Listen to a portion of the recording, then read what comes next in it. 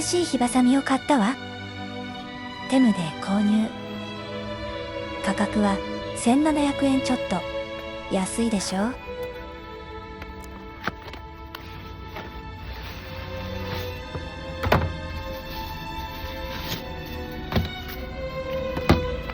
革のケース入りでとてもかっこいいわ。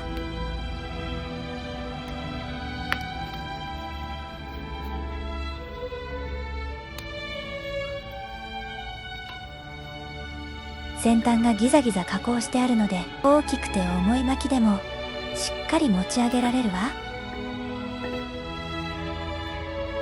掴んだまま向きを変えても滑ったりしないのよ。ええもん買いましたわ。